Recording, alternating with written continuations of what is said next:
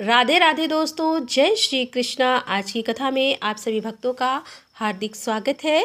भगवान श्री कृष्ण और श्रीमती राधा रानी की कृपा सदैव आप पर और आपके समस्त परिवार पर बनी रहे।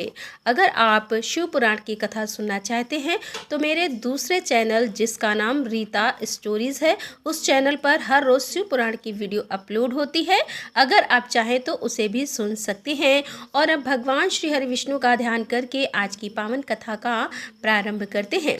इससे पहले के अध्याय में आपने जाना कि किस प्रकार से पोखरे की या फिर तालाब की नदी में बावली की स्थापना की जाती है, प्रतिष्ठा की जाती है। इसके बाद भीष्म जी ने पुलस्त ऋषि से पूछा कि हे भगवान, पोखर या फिर जलाशय की प्रतिष्ठा करवाने वाले का फल क्या प्राप्त होता है। जो मनुष्य इनका निर्माण कराता है और इनकी प्रतिष्ठा करवाता है उसे किस पुण्य फल की प्राप्ति होती है, यह भी हमें बताने की कृपा कीजिए। तब पुलस्त ऋषि ने भीष्म जी से कहा कि हे राजन, जिस पोखर में केवल वर्षा काल में ही जल रहता है उसे निर्माण कराने वाले को 100 अग्नि स्टोम यज्ञों के बराबर पुण्य फल की प्राप्ति होती है, और जिसमें शरद काल तक जल रहता है उसका भी यही फल होता है। हेमंत और शिशिर काल तक रहने वाला जल क्रमशः वाजपेयी नामक यज्ञ का फल देता है। बसंत काल तक टिकने वाले जल को अश्वमेघ यज्ञ के समान फलदायक बताया गया है, तथा जो जल ग्रीष्म काल तक मौजूद रहता है वह राज सूर्य यज्ञ से भी अधिक फल देने वाला होता है। हे महाराज, जो मनुष्य पृथ्वी पर इन विशेष धर्मों का पालन करता है, विधि पूर्वक कुआं, बावली, पोखर आदि खुदवाता है तथा मंदिर, बगीचा आदि बनवाता है, वह शुद्ध चित्त होकर ब्रह्मा जी के लोक में जाता है और वहां अनेकों कल्पों तक दिव्य आनंद का अनुभव करता है। दो परार्थ अर्थात ब्रह्मा जी की आयु तक वहां का सुख भोगने के पश्चात ब्रह्मा जी के साथ ही योग बल से श्री विष्णु के परम पद को प्राप्त होता है। भीष्म जी ने कहा कि हे ब्राह्मण, अब आप मुझे विस्तार के साथ वृक्ष लगाने की यथार्थ विधि भी बतलाइए। विद्वानों को किस विधि से वृक्ष लगाने चाहिए। पुलस्त जी बोले कि हे राजन, बगीचे में वृक्ष लगाने की संपूर्ण विधि मैं तुम्हें बतलाता हूँ, तुम ध्यानपूर्वक सुनो। तालाब की प्रतिष्ठा के विषय में जो विधान बतलाया गया है उसी के अनुसार सारी विधि पूर्ण करके वृक्ष के पौधों को सर्व औषधि मिश्रित जल से सींचे और फिर उनके ऊपर दही और अच्छत छोड़े। उसके बाद उन्हें पुष्प मालाओं से अलंकृत करके वस्त्रों में लपेट दें और पौधों के पास गूगल धूप देना श्रेष्ठ माना गया है। फिर वृक्षों को पृथक पृथक करके ताम्रपात्र में रखकर उन्हें सप्त धान से आवृत करें तथा उनके ऊपर वस्त्र और चंदन चढ़ाएं। फिर प्रत्येक वृक्ष के पास कलश स्थापना करके उन कलश की पूजा करें और रात्रि में दुजाजियों द्वारा इंद्र आदि लोकपालों तथा वनस्पतियों का विधिवत अधिवास कराएं। तदंतर दूध देने वाली एक गौ को लाकर उसे श्वेत वस्त्र उठाएं, उसके मस्तक पर सोने की कलगी और उसको दोने के लिए कांसे की दोनी प्रस्तुत करें। दोनी अर्थात दूध निकालने के लिए कांसे का पात्र, और इस प्रकार इस अत्यंत शोभा संपन्न गौ को उत्तराभिमुख खड़ी करके वृक्षों के बीच में छोड़ दें। तत्पश्चात श्रेष्ठ ब्राह्मण बाजों और मंगल गीतों की ध्वनि के साथ अभिषेक के मंत्र, तीनों वेदों की वरुण संबंध ऋचाएं पढ़ते हुए उन कलश के जल से यजमान का अभिषेक करें। अभिषेक के बाद नहाकर यज्ञ करता पुरुष श्वेत वस्त्र धारण करें और अपनी सामर्थ्य के अनुसार गौ सोने की जंजीर, कड़े, अंगूठी, पवित्री, वस्त्र, सैया, सयो, उपयोगी सामान तथा चरण पादुका देकर एकाग्र चित्त वाले संपूर्ण ऋतविजों का पूजन करें।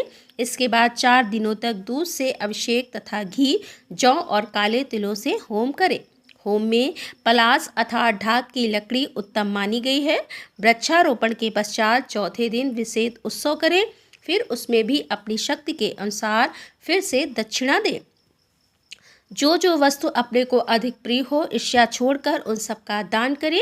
आचार्य को दानी दक्षिणा दे तथा प्रणाम करके यज्ञ की समाप्ति करे। जो विद्वान उपयुक्त विधि से वृक्षारोपण का उत्सव करता है उसकी सारी कामनाएं पूर्ण होती हैं तथा वह अच्छे फल का भागी भी होता है। हे राजेंद्र, जो इस प्रकार वृक्ष की प्रतिष्ठा करता है वह जब तक 3 हज इंद्र समाप्त हो जाते हैं तब तक स्वर्ग लोक में निवास करता है। उसके शरीर में जितने रोम हैं अपने पहले और पीछे की उतनी ही पीढ़ियों का वह उद्धार कर देता है तथा उसे पुनरावृत्ति से रहित परम सिद्धि प्राप्त होती है। जो मनुष्य प्रतिदिन इस प्रसंग को सुनता है या फिर सुनाता है वह भी देवता द्वारा सम्मानित और ब्रह्मलोक में प्रतिष्ठित होता है। वृक्ष पुत्रहीन पुरुष को पुत्रवान होने का फल देते हैं। इतना ही नहीं, वे अधिदेवता रूप से तीर्थों में जाकर वृक्ष लगाने वाले को पिंड भी देते हैं। अतः हे भीष्म, तुम यत्न पूर्वक पीपल के वृक्ष लगाओ, वह अकेला ही तुम्हें 1000 पुत्रों का फल देगा। इसके बाद पुलस्त जी कहते हैं कि हे राजन, पीपल का वृक्ष लगाने से मनुष्य धनी होता है। अशोक शोक का नाश करने वाला और पाकड़ का वृक्ष लगाने से यज्ञ करने से जितना फल प्राप्त हो जाता है, नीम का वृक्ष आयु प्रदान करने वाला माना गया है और जामुन कन्या देने वाला कहा गया है। अनार का वृक्ष पत्नी प्रदान करता है। पीपल रोग का नाशक और पलाश ब्रह्म तेज प्रदान करने वाला होता है। और जो मनुष्य बड़े का वृक्ष लगाता है वह प्रेत होता है। अकोल लगाने से वंश की वृद्धि होती है और खैर का वृक्ष लगाने से आरोग्य की प्राप्ति होती है। नीम का वृक्ष लगाने वाले भगवान सूर्य प्रसन्न होते हैं। बेल के वृक्ष में भगवान शंकर का वास होता है और गुलाब के पेड़ में देवी पार्वती का निवास है। अशोक के वृक्ष में अप्सराएं और कुंद अर्थात मोगरे के पेड़ में श्रेष्ठ गंधर्व निवास करते हैं। बेत का वृक्ष लुटेरों को भय प्रदान करने वाला होता है। चंदन और कटहल के वृक्ष क्रमशः पुण्य और लक्ष्मी देने वाले होते हैं। चंपा का वृक्ष सौभाग्य प्रदान करता है। ताड़ का वृक्ष संतान का नाश करने वाला होता है और मौल श्री से कुल की वृद्धि होती है अर्थात वंश वृद्धि होती है। नारियल लगाने वाला अनेकों स्त्रियों का पति होता है। दाग का पेड़ सर्वांग सुंदरी स्त्री प्रदान करने वाला होता है और केवड़ा शत्रुओं का नाश करने वाला है। इसी प्रकार अन्यान्य वृक्ष भी जिनका यहाँ नाम नहीं लिया गया है, ऐसे सभी वृक्ष यथा योग्य फल प्रदान करते हैं और जो लोग वृक्ष लगाते हैं उन्हें परलोक में प्रतिष्ठा की प्राप्ति होती है। पुलस्त जी कहते हैं कि हे राजन, इसी प्रकार से एक दूसरा व्रत बतलाता हूँ जो समस्त मनोवांछित फल को देने वाला होता है। उसका नाम है सौभाग्य शयन। इसे पुराणों के विद्वान ही जानते हैं। पूर्व काल में जब भूलोक, भुवरलोक, स्वर्लोक तथा महरलोक आदि संपूर्ण लोग दगत हो गए, तब समस्त प्राणियों का सौभाग्य एकत्रित होकर बैकुंठ में जाकर भगवान श्री विष्णु के वक्ष स्थल में स्थित हो गया। तदंतर दीर्घ काल के पश्चात जब पुनः सृष्टि की रचना करने का समय आया, तब प्रकृति और पुरुष से युक्त संपूर्ण लोकों के अहंकार से आवृत हो जाने पर श्री ब्रह्मा जी तथा भगवान श्री विष्णु में स्पर्धा जागृत हुई। उस समय एक पीले रंग की भयंकर अग्निज्वाला प्रकट हुई। उससे भगवान का वक्ष स्थल तप उठा, जिससे वह सौभाग्य पुंज वहाँ गलित हो गया। श्री विष्णु के वक्ष स्थल का वह सौभाग्य अभिरस रूप होकर धरती पर गिरने भी नहीं पाया था कि ब्रह्मा जी के बुद्धिमान पुत्र दक्ष ने उसे आकाश में ही रोक कर पी लिया। दक्ष के पीते ही वह अद्भुत रूप और लावण्य प्रदान करने वाला सिद्ध हुआ। प्रजापति दक्ष का बल और तेज बहुत बढ़ गया। उनके पीने से बचा हुआ जो अंश पृथ्वी पर गिर पड़ा था वह 8 भागों में बट गया। उनमें से 7 भागों में 7 सौभाग्यदायिनी औषधियाँ उत्पन्न हुई, जिनके नाम इस प्रकार हैं: ईख, तरुराज, निष्ण, राजधानी अर्थात साली या फिर गहनी, गोकर अर्थात चारकला, नमक। इन 8 को सौभाग्य अष्टक संज्ञा कहते हैं। योग और ज्ञान के तत्व को जानने वाले ब्रह्मपुत्र दक्ष ने पूर्व काल में जिस सौभाग्य रस का पान किया था, उसके अंश से उन्हें सती नाम की एक कन्या उत्पन्न हुई। नील कमल के समान मनोहर शरीर वाली वह कन्या लोक में ललिता के नाम से भी प्रसिद्ध है। पिनाकधारी भगवान शंकर ने उस त्रिभुवन सुंदरी देवी के साथ विवाह किया। सती तीनों लोगों की सौभाग्य रूपा है। वे भोग और मोक्ष प्रदान करने वाली हैं। उनकी आराधना करने से नर या फिर नारी क्या नहीं प्राप्त कर सकते। भीष्म जी ने पूछा कि हे मुने, जगत धात्री सती की आराधना कैसे की जाती है? जगत की शांति के लिए जो विधान हो वह मुझे बताने की कृपा कीजिए। चैत्र मास के शुक्ल पक्ष की तृतीया तिथि को दिन के पूर्व भाग में मनुष्य तिल मिश्रित जल से पहले स्नान करे। उस दिन परम सुंदरी भगवती सती का विश्वात्मा भगवान शंकर के साथ वैवाहिक मंत्रों के द्वारा विवाह हुआ था। इसीलिए तृतीया को ही सती देवी के साथ ही भगवान शंकर का भी पूजन करें। पंचगव्य तथा चंदन मिश्रित जल के साथ गौरी और भगवान चंद्रशेखर की प्रतिमा को स्नान कराकर धूप, दीप, नैवेद्य तथा नाना प्रकार के फलों के द्वारा उन दोनों की पूजा करनी चाहिए। पार्वती देव नमः, शिवाय नमः। इन मंत्रों से क्रमशः पार्वती और शिव के चरणों का, जय नमः, शिवाय नमः। इन मंत्रों से दोनों घुटिया का, त्र्यंबकम नमः, भवानी नमः। इन मंत्रों से पिंडलियों का और भद्रेश्वराय नमः, विजया नमः। इन मंत्रों से घुटनों का, हरिकेश नमः, वरदाय नमः। इन मंत्रों से जांघों का और ईशाय शंकराय नमः, रत्न नमः। इन मंत्रों से कटिभाग का, कोटिन नमः, शूली नमः।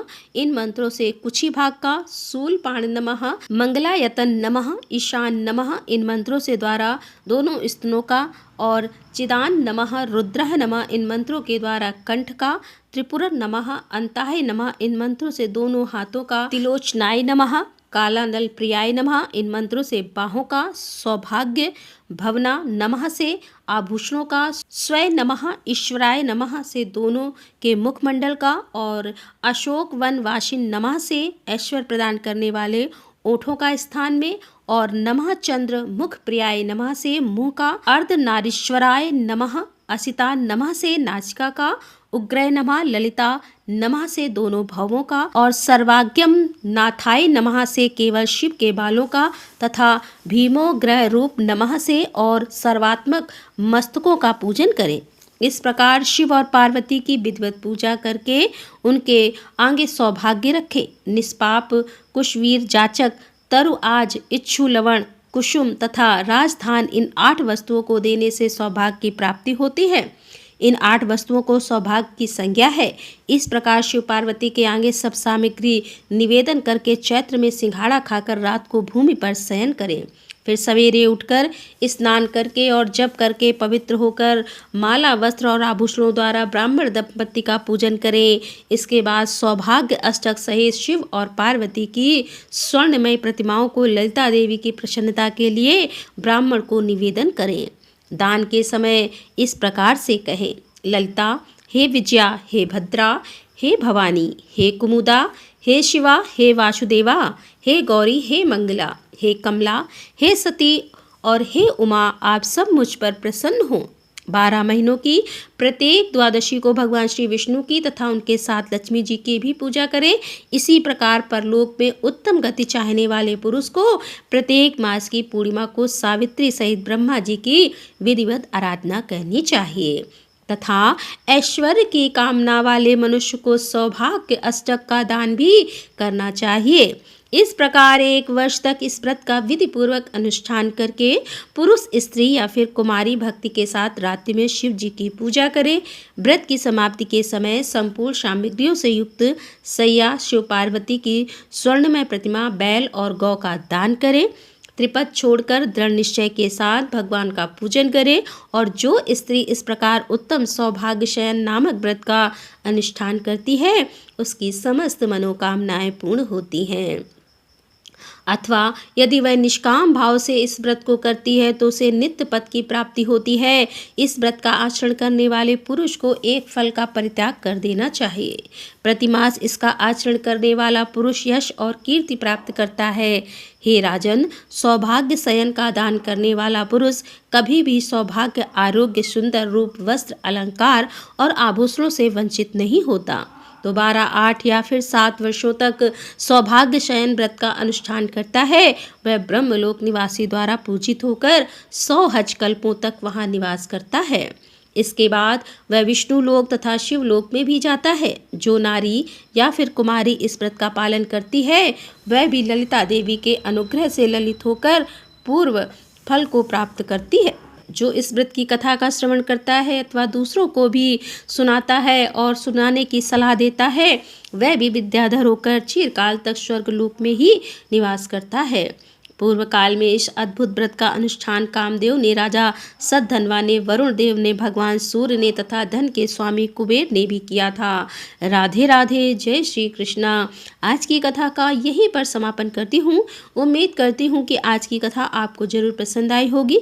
तो दोस्तों, मिलते हैं इसके आगे की कथा लेकर।